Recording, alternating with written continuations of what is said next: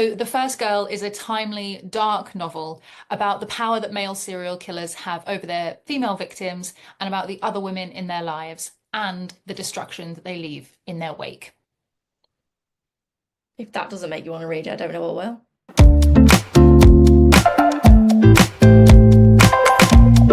Hello Tandem fandom and welcome to the first ever Super Sleuths video case file for the first month of our Thrills and Chills book club. If you've been living under a rock, you might not have noticed that we launched the Thrills and Chills book club in collaboration with Amazon Publishing, and this has been our first month. The aim of this video is to give you a little bit of a sneak peek behind the world of the campaign, but also into the book. The book is The First Girl by Claire McGowan, and if you love anything that has commentary on true crime, very interesting main characters, and a little bit of an unlikable narrator, then you might just love this one. I've been lucky enough to talk to so many creators about this book, not just our read-alongers, but also our sleuths who you will meet in time. But of course, I also have an interview today with our super sleuth. So today's video will be a mishmash collection of interviews with our super sleuth, interview with the author, and then you will get to meet some of our detectives at the very end of this video as well. So I'm going to sit here with my cup of coffee and enjoy everything with you. But for now, let me introduce our first video. This is the conversation that I got to have with our super sleuth, who is of course none other than your go-to thriller girly, Francesca Pavis. So roll the tape. Hey, we are here to talk about The First Girl by Claire McGowan. And of course, I've got your go-to thriller girly, Francesca's books, right here, because I couldn't talk about crime thriller books without her. And we're going to start with the vibe of this book. What was the crack? What did you think? I liked it. I thought it was a very good mix of true crime, detective, psychological thriller, like all wrapped up into one. You're right. There is a lot going on in this book. There are so many different strands, and without wanting to be like that person, I do feel like there's a little bit of everything in this book. So you will find something that you like in this book. I completely agree. It also kind of reminded me of The Echo Man by Sam Holland in terms of the main characters. Like, is there something here? Is there a spark? And I love that. Like, anybody who follows me personally will just know that like the little romantic subplots throughout these books are absolutely what does it for me. And I didn't expect that. That was like a very nice, unexpected cherry on the sundae for this one for me. Definitely. So this book is dark, though. There's no denying that it is kind of on the darker side of stuff. Out of Claire McGowan's backlist, she says that she feels that this is the darkest, but I think that that's still up for grabs. I think that's like that. I think her backlist is in general very dark. I completely agree. And also like kind of creepy as well. She is on the side of like, is there something else going on here? Particularly like in Let Me In. I was like, what is she trying to allude to in this book? This is like too dark. Do you know what I mean? Yeah, no, and that book actually had me Googling things and then wishing that I didn't Google the things. Literally me too. No, no, no, no. La la la la la. Sleeping with the light on kind of book.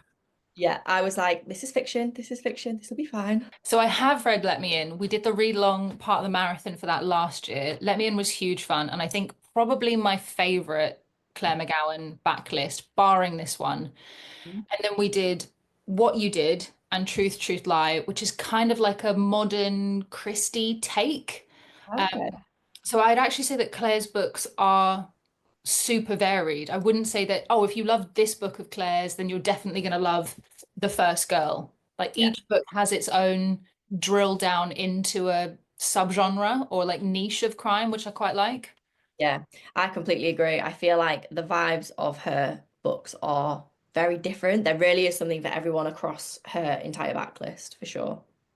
So do you want to do the honors for us and do the basic premise of this one? So we have our female main character, Karen, who has come from New York in the US back to the UK because a person that she used to be involved in has started up some crimes again, despite being in prison. Or has he? That's the question. Or has he? Exactly. And I want to talk about the location for a minute because I feel like New York, I love books set in New York. I like New York definitely has a piece of my heart. And when she said okay, we've got to go back to her hometown of Yorkshire to solve this crime, I was like, oh, Yorkshire gives me bad vibes. Yes, definitely. That setting was absolutely incredible. And also, I feel like not a lot of books set in the UK are set in like Yorkshire and like the north of England. So, personally, being from the north of England, that was like a really good change of pace for me. Like all these locations within this book, I was like, oh, wait, I actually kind of was there last week. Yeah. But I feel like the comparison between from her being in New York at the start of the book and that kind of very like, not even US, like New York lifestyle then coming over to England, back to where all her past is, like really worked in terms of setting for me. It really set the tone of what was happening in those stories, either side. 100%. And I feel like I would just like to clarify when I say Yorkshire gives me bad vibes, that is purely like I don't want to get like southern. I'm not being rude to northern people in any way. And I'm from Yorkshire. What I mean is when I think about Yorkshire, I think about the Yorkshire Ripper. I Mm, think about the Moors murders. I think about these true crime cases from exactly. Yorkshire. And I'm like, I see what you did here, Claire. I see what you did. And I think it also gives me small town vibes. Like, Mm. even though it's not necessarily small town vibes, when she is at a home, she has this interesting relationship with her mum and with other people in the town. Like, there's this one pub with one bartender, and it gives that gossipy, claustrophobic, uncomfortable feeling. It gives like everyone knows everyone. Like you Yeah. can't really get around it. So, talking of true crime, I would say true crime plays a massive influence and inspiration for this book. What Definitely. is your kind of enjoyment of true crime? Are you a documentary person? Are you into it? Not really. What's the vibe? I feel like I read thriller books for escapism. So adding that true crime element for me makes it kind of like a little bit too real. And I think this is something where like authors have to strike like a really keen balance on being in almost being inspired by true crime because it makes sense being a fictional thriller writer that you would take inspiration from things that are happening in the real world, but then balancing that with like completely fictional stories. So I do enjoy the including of true crime in books as long as it doesn't take over the entire plot, which I feel like the first girl did really well. I think this book actually made me look a little bit deeper at my own enjoyment of true crime because I do love a documentary. I do love like a podcast, but having looked back on the mediums that I consume, I do prefer like victim first content. Yeah, I Um, completely agree. Almost from like the psychological aspect. yeah, exactly. Like I want to know what the fallout is and how these people are going to rebuild their lives after, Yeah. which I think Claire approaches perfectly in this book. That's literally what the whole book is about. And I think all the things that we talk about when we talk about true crime, like these infamous monikers that serial killers get, Claire's riffed that in a really interesting way because in this book we have, the bag man. Yeah. Um, and then Karen, our character, quite often says, well, actually, I prefer to refer to it as the Aaron Hughes killings. Or Yeah, definitely. Yeah. And then it makes you think, is that because that's a piece on true crime and the perception of it, or is that just her personal opinion? in my head, I think it's because she's trying to take away some of the like magnitude of it. Like when somebody suddenly has a moniker or a catchy name, Yeah. then like for lack of a better comparison, they're almost becoming a bit of a rock star. When Mm. actually you boil it down to they're actually just a person who's done something really horrific.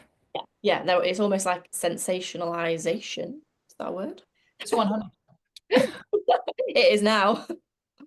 Well, there are so many sections in this book where like Claire actually calls out then says the sensationalism Yeah. of true crime. Yeah. Like Definitely. that's out. What's in now is exactly what we were just talking about, the victim first approach. Yeah. I think it's more interesting as a reader as well, Yeah. to digest it that way. So with this book then, on that conversation, what would you recommend for which fans of other books would you say should read The First Girl? Well, Lexi, prepared a couple earlier for you.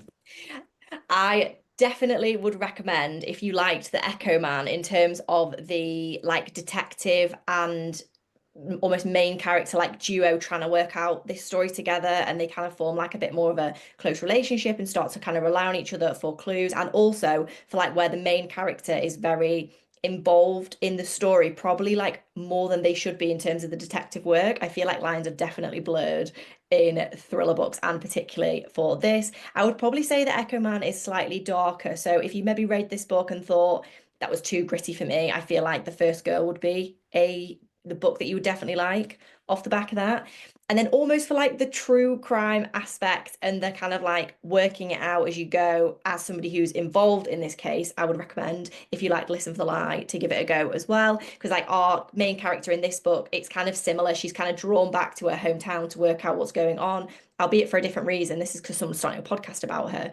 But in our book, in The First Girl, she is releasing a book about the events. So it's kind of a similar like media spotlight situation. Those are the perfect recommendations. And I've read the Sam Holland one. I haven't read Amy Tintera yet. It's on my list and I will listen to it. But to your point about the like the detective duos working together, Yeah, I loved the approach that Claire took in this book because it's not too much yeah. police procedural and it's not too much like amateur armchair detective. It's a really nice balance of them both, and I quite like that coming together.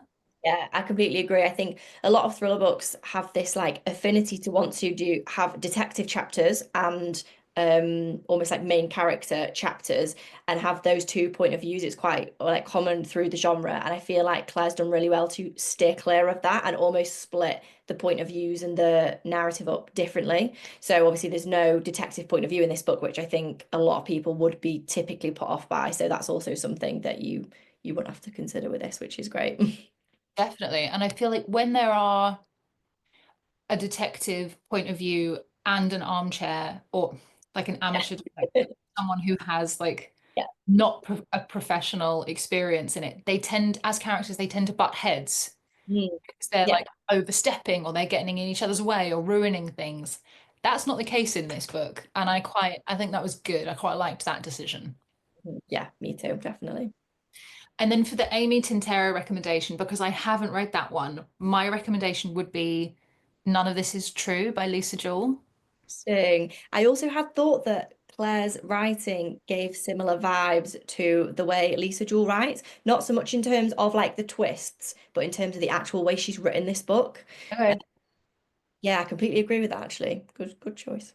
And I think with None of This Is True, you've obviously got that really strong podcast element, but there's also a documentary element in there as well. And I feel like when I thought of that comparison, I was like, yes, that Yeah, is correct. Well done, Lex. I agree, Lex. Good, great. Francesca seal of approval. There we go. Go-to thriller girly approves of Lexi's decision. Let's talk about the actual crimes in this book. I think the one thing that really stood out for me, aside from kind of like the commentary on violence against women, which is obviously rife, the crimes actually became quite cinematic for me because I couldn't picture the symbol Yeah, definitely. involved in these murders. At some point, like, and I don't think it's the way that Claire described this symbol that, for anybody who hasn't read it, there is a symbol that the murderer puts on his victims or on the scenes of the crimes. And part of the book is that very few people have seen this symbol.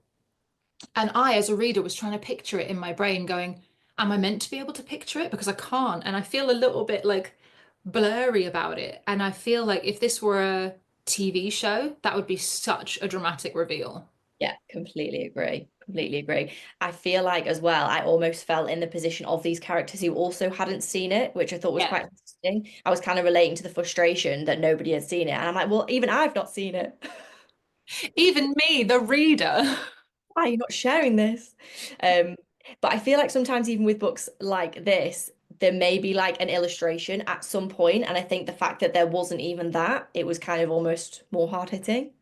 Yeah, no, I liked that. I thought it was very effective, and I definitely resonated with the frustration for sure. Aside from those books, I also think that you will like The First Girl if you do like true crime. Like if you're a podcast fan or you do listen to if you do watch documentaries or anything like that. I think you will also like, going back to the point about the amateur sleuth and the detective, I feel like fans of both camps Yeah. will like the book, Yeah. which is, I think that's a really, you don't often get that. Like you said, it's Marmite, it's one or the other. And this is a nice blur. Yeah, definitely. Yeah, and I think some authors can take the sort of true crime aspect too far in terms of taking inspiration from, as we were saying, like from real life cases and almost copy and pasting that, which is not where you want to be as Yeah. a lover of true crime in terms of a fictional world. So I feel like Claire definitely does that really well. Kind of just feeding that in slowly to kind of get a true crime audience involved, but also creating a very like psychological fiction story as well. And also a safe space for readers. Like it must be quite hard for crime thriller authors not to draw directly from cases that are happening in the real world. But on the whole, I'm really glad that most don't. I completely agree. Yeah. It feels far more respectful that way. Yeah. Yeah. It's a very ethical grey area when you start almost including details and specifics from sort of real world cases. But I mean, it's natural, I guess, as a thriller author to take inspiration from things that are going on in the real world. Just by creating a fine line, I think. And if you would like to read more into the kind of ethics of true crime and the themes and issues that Claire raises with her character of Karen in this book, then we've actually got a blog featuring some of our read-alongers and some of our sleuths' opinions on their ethics and where they sit around true crime and things like that. So we are going to round it off just here, and we wouldn't be able to round it off if we didn't get a one-line review from both of us. So you can do that on as soon as you're the guest. You can go first. Thank you so much. I'm going to hold up this handy copy here as well so we can all take in the cover, which I think is absolutely beautiful, which we've not mentioned. I think this is a very, very well done cover. I think with this cover, the reason that I like it so much is that the more you look at it, the more you see. Absolutely. Yeah. This shadow here, Yeah. the first like 3 times I picked this book up and I was like, is that him? Mhm. And I think it fits so well with the rest of the books as well. Like I really like when a designer picks a theme and runs with it across a backlist. And Thomas and Mercer have done that with this one. Definitely. Definitely. So, one liner review, I will go first, is True Crime Vibes meet Detective Thriller, which was a solid read with Lisa Jewell-esque twists and a This Book Will Bury Me feel. Mic drop. Perfect. I feel like now I feel even more like vindicated in my Lisa Jewell suggestion. Yeah, and you know what? I had already thought of that before you mentioned Lisa Jewell, so it really shows we were on the same page there. Exactly. Okay, right. Here we go. So, The First Girl is a timely, dark novel about the power that male serial killers have over their female victims and about the other women in their lives and the destruction that they leave in their wake. If that doesn't make you want to read it, I don't know what will. So thank you so, so much to Francesca for coming to hang out with us on this project and for enjoying The First Girl by Claire McGowan. I have always loved Francesca's content, and I knew that when I needed a creator to be our super sleuth, that she was top of my list. Her reading recommendations have gotten me out of a slump many a time. So next up, we have an interview with Claire herself, where she is going to give you a little bit of an introduction to the book and a sneak peek into behind the scenes of her writing process. So without further ado, let me introduce to you Claire. So you have described this book as your darkest to date, and there isn't a book in your backlist that I've read that I would immediately liken it to. In my reading of your work, every book feels quite different, which I think as a reader is wonderful because they love that variation. You know, they can trust your writing, they trust that they're in safe hands, but they're going to get a brilliant new story every time. So where does The First Girl sit in the relation to your backlist? I would say it's a bit more of a return to my earlier books. I wrote a crime series with a recurring character who was a forensic psychologist, and it was set in Northern Ireland, and those were quite dark. They were dealing with a lot of themes of kind of a legacy of violence and history and religion in that area. So I think this is the first time I've ever written about a serial killer. I think a lot of books that cover that ground can be very sensationalist and maybe a little bit exploitative. So I had never really done it before until I got this idea, and then I was really interested in. I think the main thing that interested in me is how women who know men that go on to kill or men that go on to be abusers are often blamed for it, or they're often kind of drawn into it somehow. Like, how could you support him? How could you not have known? How could you have let him do things? And often their lives are kind of ruined as well, even if they haven't done anything and couldn't possibly have known. But I think we're also fascinated by that question of, well, could you live with a man that was doing these things and not know? So yeah, that was the kind of the genesis of it. And then this was the title right from the start as well, because the idea of like the way the women that they kill are sort of reduced to numbers a little bit. And there's a little bit of kind of discussion about who is the first girl. Is it Karen's best friend who died when they were at school and was murdered, and the wrong person possibly went to prison for it, or did they? Or is it Karen herself who was kind of drawn into his web, and although she survived, she had a lot of damage from it. No, I love that. And I love that the title stayed the same for the whole way through. I feel like sometimes when you talk to authors, they say that they had a thought of what the title might be, and then it changed later down the line. I love that you were like, no, this is the title, and here is why. It does get changed. Yeah, I always have some kind of working title when I'm writing, but fairly often that will not be what it ends up with. But I like to think that after so long, I have quite a good instinct now of what makes a good crime title. So And so this is your first serial killer book, but it also feels like when we talk about serial killer books, so many people think that that means it must be a very strict kind of police procedural, but you actually have the best of both worlds in this one, because you have Karen and you also have a representative of the South Yorkshire Police. So people who love police procedural will be happy, and people who love a kind of more, I don't want to say like amateur armchair detective, but that feeling. Yeah. So I hope it still has the feeling of a psych thriller where it's like a normal person who is getting drawn into crime. And the main character she's a writer. So I think a lot of writers also, it's a bit of an indulgence. We like to write about writers too. And I've always loved to read stories about writers. So I hope that the readers enjoy it too. She's trying to be a literary novelist, basically, not crime. And then there's been so much pressure on her to write about her time with her ex, her best friend, the bagman, as he's called, this terrible serial killer as he turned out to be. So she's finally given in and done it, and she's about to publish her memoir, but then there's this new crime in her hometown, so she has to go back and kind of help with the investigation a bit. And because there's actually not very much that you can do in reality as a normal citizen, she has to work quite closely with this police officer. And actually, even that was, I have a police advisor who helps me out with lots of things. And with this one, he was a bit like, yeah, this really wouldn't happen, Claire. So it's like, okay, let's figure out a way that we can make it somewhat plausible. So obviously they can't just have normal civilians getting involved in investigations. So in this case, I've had like walked a little bit of a line that because she has so much information, she is given maybe more information than she would about the current case, in the hope of just solving it and finding this woman that's gone missing. Let's talk a little bit more about Karen and about her kind of locations. So she returns to us in the book from New York City to her hometown of Yorkshire to see the developments in this new case that could be linked to the bagman. So let's talk a little bit about the choices to have her almost like flee to Manhattan, and then why did you set her hometown as Yorkshire? I think with books, I'm always like waiting to sort of figure out what the best location is, and sometimes that's a bit intuitive. Or sometimes I might move it. So like I think Truth Lie, my last book initially was going to be set somewhere else in the UK, and then we just decided no, let's do it in Scotland instead, because it didn't really matter too much. It just had to be somewhere remote.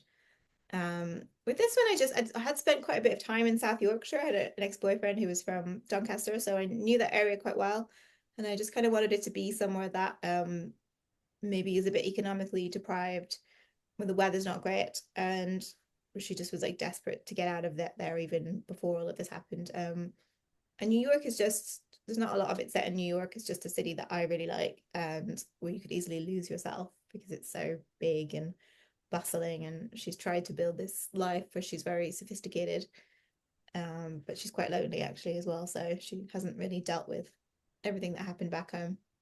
And I think Yorkshire for me has some quite iconic like history within true crime as well. So when she felt like she was returning to Yorkshire and there was quite a strong theme of true crime in the book, that kind of made sense to me. It felt like, yeah, no, you're right, it is in Yorkshire. It felt very And then of course Correct. you've got the kind of Yorkshire Ripper, Hmm. terrible legacy of that, although that was more West Yorkshire, Okay. more South Yorkshire, but obviously that would kind of loom large, the idea of having another serial killer. And the police at the time, West Yorkshire police, really And came under fire for how they handled that investigation. well, so let's talk a little bit about true crime.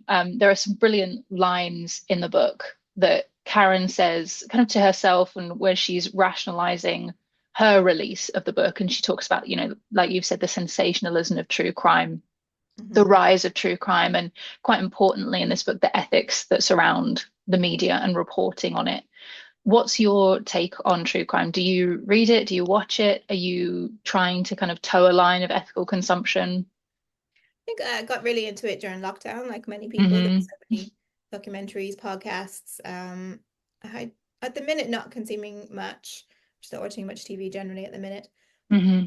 I did read quite a lot for this book, so I read quite a lot of accounts of the Yorkshire Ripper's wife, for example, Sonia Sutcliffe, who stood by him to the very end.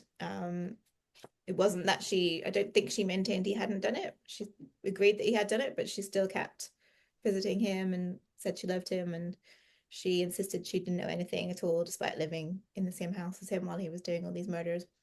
And I also read a memoir by Ted Bundy, Scott and Liz, and he lived with her for several years and her daughter while he was murdering women. And she did suspect him. She actually called the police a few times, but because Hmm. the police sort of dismissed it, she thought, okay, well, that it must not be him then. That's good. That sets my mind at ease. And I really liked her memoir because it was very honest about. I thought that was very relatable, that might be the thought process you would go through if you did suspect a man that you loved, but you really, really hoped you were wrong.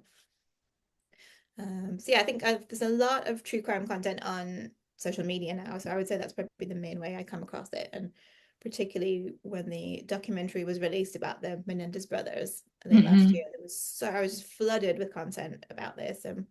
I did remember the case a little bit, but I didn't really realize the horrific background of abuse around it, because that just wasn't understood at the time. So Hmm. I thought that was quite good. I think most of the content I saw was sort of criticizing the documentary and being very sympathetic to what had happened there. So I thought that was quite good, that people had fairly sophisticated understanding. But there's been other cases where something very simple has happened, like someone's gone missing, and people stir it into a whole massive conspiracy crime, and it's not that at all. So that's a bit of a dark side, I suppose, of true crime on social media. 100%. I can think of a couple of cases in the past couple of years, even where things have been made so much worse by people on TikTok deciding that they're going to go and try and help, but actually really, really just hindering everything. And even they can prejudice when there's a court case going on. That can be that can actually mean that someone might not be convicted if there's shared online that shouldn't be. And am I right in thinking you've actually written a true crime book yourself?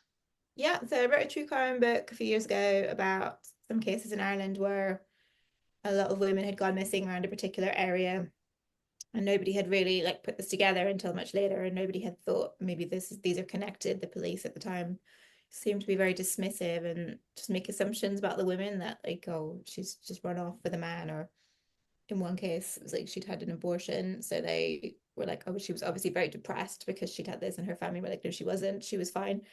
And they were like, oh no, but she must have been. So just all these kind of assumptions that were made. And years later, people sort of started putting this together, that maybe there had been a serial killer in the area that not only hadn't been caught, but just nobody had even realized. So I kind of dug into that a little bit, because they were missing persons cases rather than murders, although there were some other murders that were possibly connected, I thought. So that was my investigation of, it wasn't so much about the crimes themselves, but like, how was this allowed to happen? How could so many women go missing and no one put it together?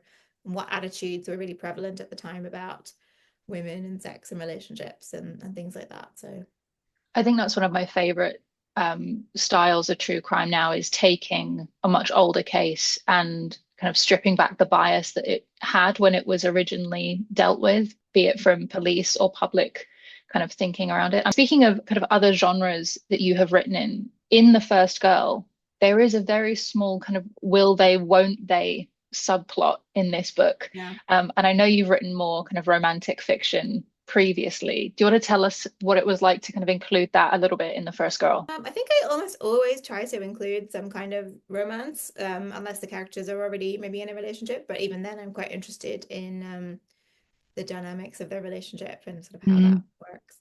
So yeah, I really, really love having a romance subplot. And in this case, she has kind of two possible love interests.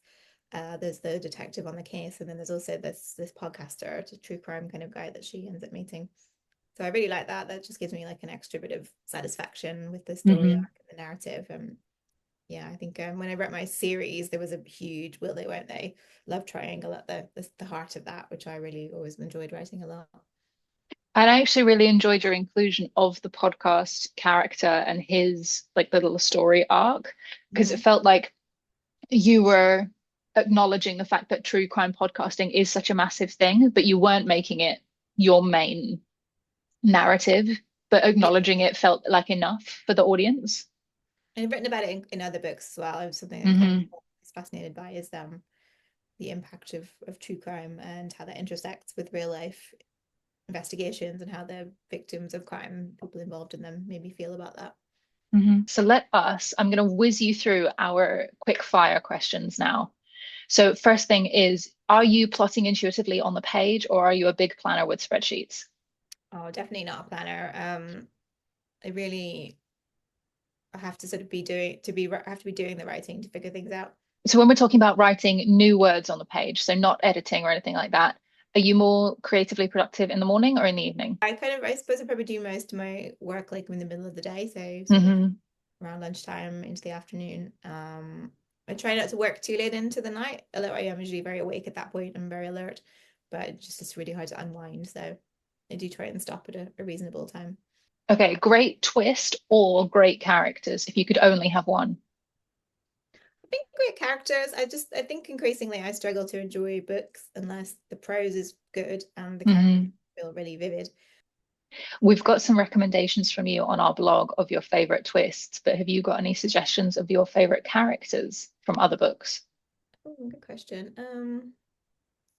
So one book I always go on about, which also has a great twist, is Erin Kelly's He Said, She Said. That does have a brilliant twist, but the twist comes from the characters being so vivid that you aren't really thinking about twists. You're just thinking like you're just so enthralled following these people that it just kind of comes out of nowhere. And for me, that's the best kind of twist. Is like it wasn't, you weren't being manipulated. It was always there. You just didn't see it because you were looking at other things.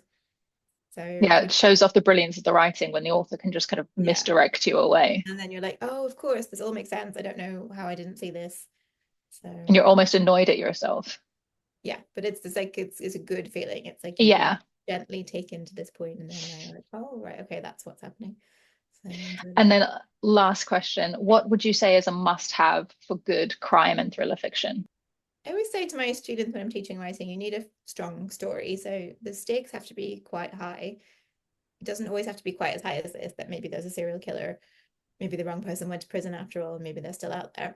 But it needs to be something that's really devastating for your main characters, like something is very earth-shattering, life-altering.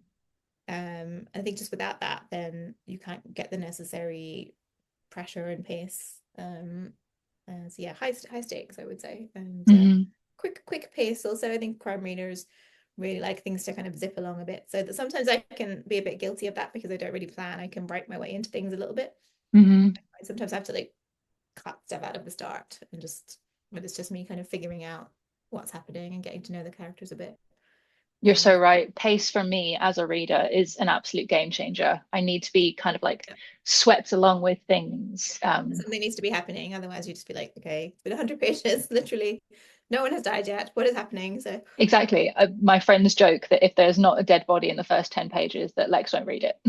Yeah, I mean, I think I've probably written some books actually where nobody was dead in the end, but you need to have like, definitely something big needs to be happening.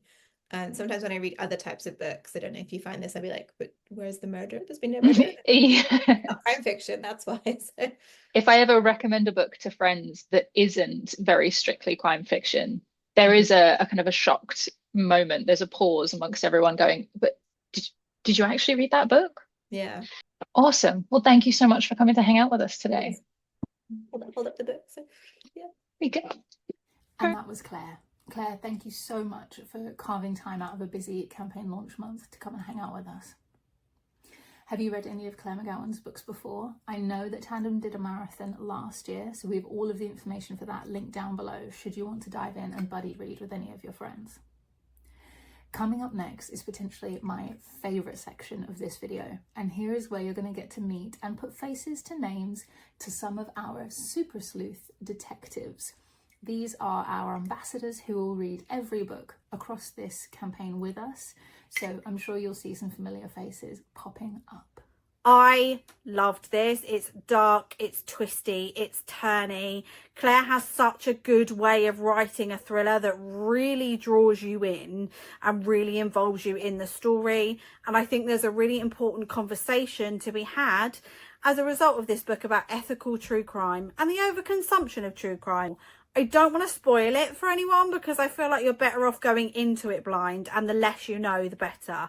But this is a fantastic thriller that is full of twists and turns, follows the serial killer, and is he really back? Has he managed to get out of prison? And what role did Karen play in the original Bagman case?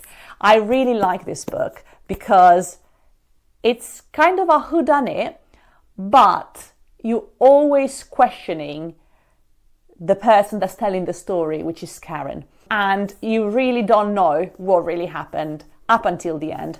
A thing that really threw me for a loop with this book is that it's written both as excerpt from the book that the writer, Karen, in this book is writing, but as well as almost a letter to Aaron. So when she narrates the story, she talks to you in first person, which was quite entertaining because I never came across anything like this. So if you want a mystery and something that makes you question the ethics of true crime, go pick this up. There are some major twists at the end and massive reveals. Absolutely fantastic. This book was amazing. If you love a dark and twisty read that you're not quite sure where it's going to go or what's going to happen, this is the perfect read for you. Lots of characters you're unsure about. Can you trust them? Do you know what they're going to do next? It's a slow burn read. The story develops with a brilliant plot line, and then wham, whoa, it all happens towards the end. Great ending, great book. Loved it. And that's it. That is a wrap on month one. So thank you so much to Francesca for joining me for a chat. Thank you so much to Claire for joining me for a chat and so engaging across all of our content online. Thank you so much to our read-alongers and to our sleuths for their very committed detective work across the entirety of Case File 1. And thank you so much to you for sticking it out with us for this full video.